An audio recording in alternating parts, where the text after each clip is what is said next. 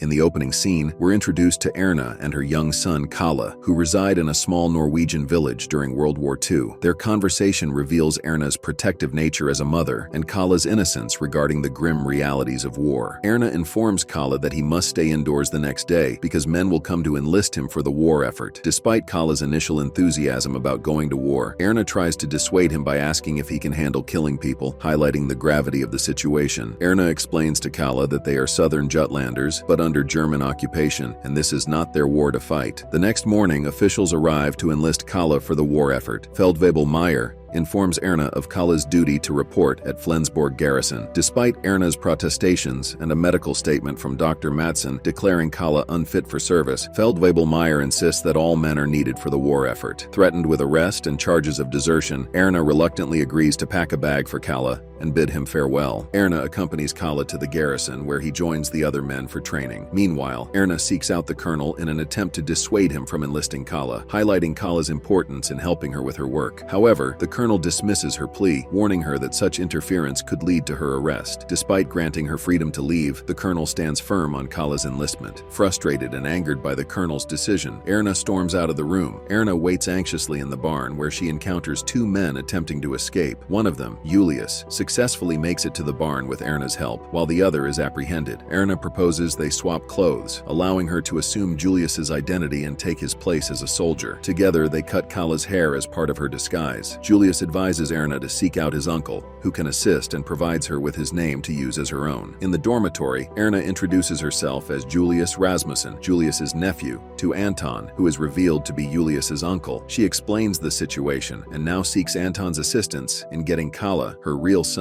out of the war. The other soldiers in the room express concern about the consequences of aiding deserters, as desertion is punishable by death. Erna, now assuming the identity of Julius, pleads with Anton for help to protect themselves from repercussions. Erna insists they all maintain the facade of her being Julius until Kalle is safely returned home. Despite the risks, Anton ultimately agrees to assist Erna in her mission to rescue Kalle. Erna saw Meyer, appealing to him for help in escaping with Kalle. Meyer acted as if he didn't know it was Erna Jensen and asked for the name. Then he talked to her alone, warning that Kalle could not be saved. Erna remained resolute, declaring her determination to accompany Kalle, even if it meant going to war herself. Meyer then confronts the other soldiers in the room, questioning if they didn't know Erna's true identity as Julius Rasmussen, a woman disguised as a soldier. Despite initial denials, the soldiers acknowledge they did know. Meyer admonishes them for concealing Erna's presence, emphasizing the severity of their actions as a war crime. However, he also appeals to their sense of loyalty to their families, offering them a chance to redeem themselves and avoid dishonor. Taking command of the situation, Meyer asserts that Erna will remain in service, presenting her as a guardian angel and a symbol of hope for the soldiers. Meyer then introduces Kalle as their new roommate. The soldiers prepare to depart for the war. Anton shows Erna a flag that his daughter sewn herself, expressing his intention to return it home as promised. However, Meyer instructs him to put the flag away, emphasizing the need for the soldiers to uphold a sense of German morale. In response, Anton challenges Meyer's assertion, declaring that in their current situation they are neither Germans nor Danes, but rather victims destined for slaughter. While the soldiers stop to relieve themselves, Erna steps away from the group to urinate. Suddenly, one of the soldiers approaches and forcefully covers her mouth, warning her against making any noise under threat of death. As they arrive at their destination, Meyer confronts Erna about Max's whereabouts, as he was last seen following her into the woods. Erna begins to have distressing flashbacks of her encounter with Max in the woods. Max attempted to sexually assault her, prompting Erna to defend herself by striking him with a stone, inadvertently causing his death. Meyer decides to report Max as having deserted. As Erna is getting ready, Anton expresses concern to Erna about her plan to escape Dresed as a woman, cautioning her that women typically don't travel by train and emphasizing the difficulty of her escape. Erna reveals to Anton that she killed Max, and Anton asserts that Max deserved his fate. Then he asked her to dance with him. As they were dancing, Meyer opened the door and then told Erna to remove her dress and both of them to join him in the kitchen. In the kitchen, he told them the information he obtained from Hauptmann Schultz. He reveals that there's suspicion of a traitor among them, a woman disguised as a soldier. To identify the traitor, all soldiers will be ordered to drop their trousers during the next drill. Anyone unable to prove their masculinity will be sent to the Imperial prison camp, along with those who aided the traitor. To avoid this fate,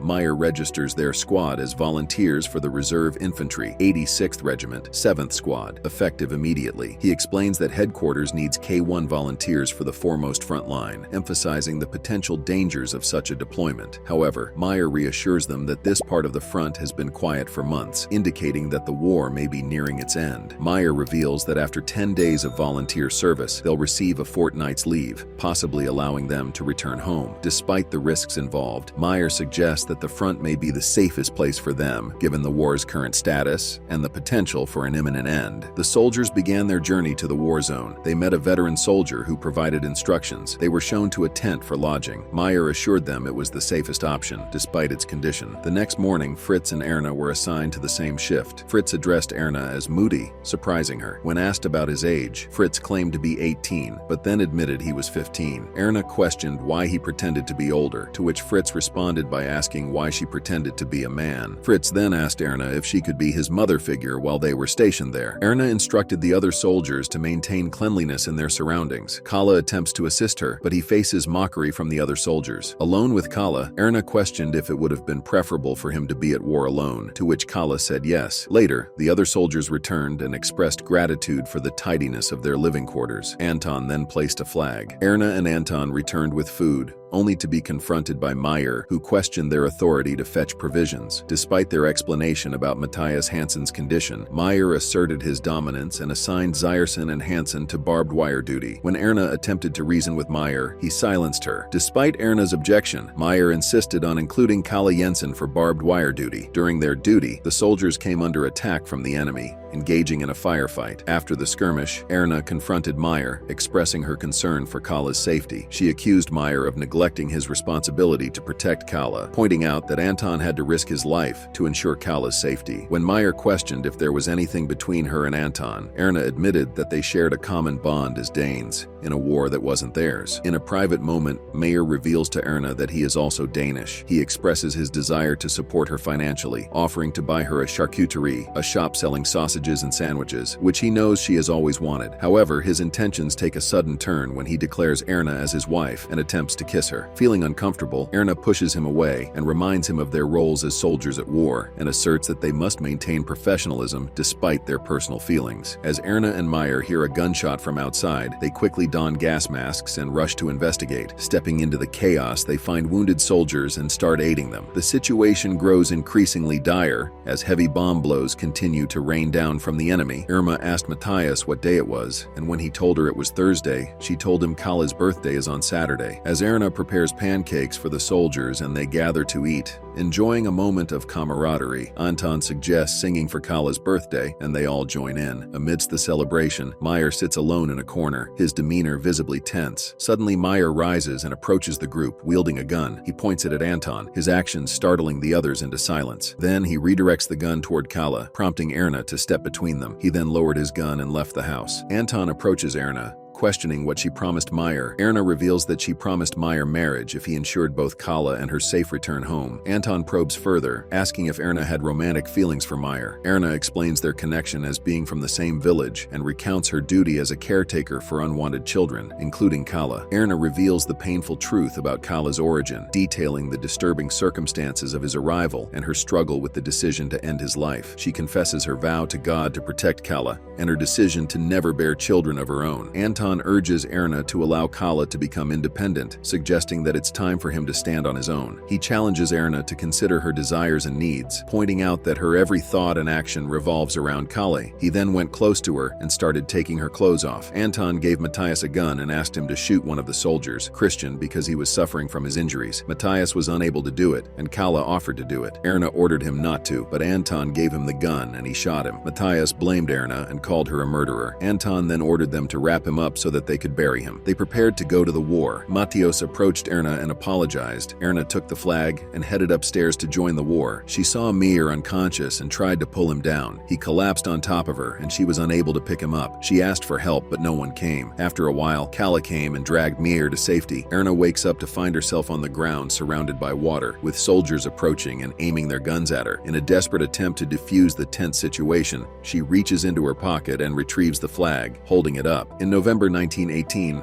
After 6 months, Erna was serving food for the soldiers after being taken as a prisoner by the soldiers. A soldier came and announced that the war was over. Then, she is summoned to the commandant's office, where she is confronted with the realization that she is a woman in a prisoner of war camp, a situation that lacks established protocols for handling female prisoners. The commandant informs Erna that there are no regulations or agreements in place for transporting female prisoners, but he has personally arranged for her safe passage home on a guarded train. He also hints that she reunited with one of the other prisoners in the camp, Max, who somehow survived. Erna, who is visibly pregnant, travels on a train with Anton and other soldiers. She got out of the train and headed home. Kala waited for her by the door and showed her a medal he got. He told her Meyer was also back and he was sleeping in the house. They embraced. He asked about her pregnancy and she told him it'd be his little sister. They smiled at each other and Kala went inside. Erna looked at the sky, relieved the worst time was finally over. And with that, the movie ends. We hope you enjoyed our video. Watch the next recaps on the screen and don't forget to subscribe for more amazing recaps. See you in the next one.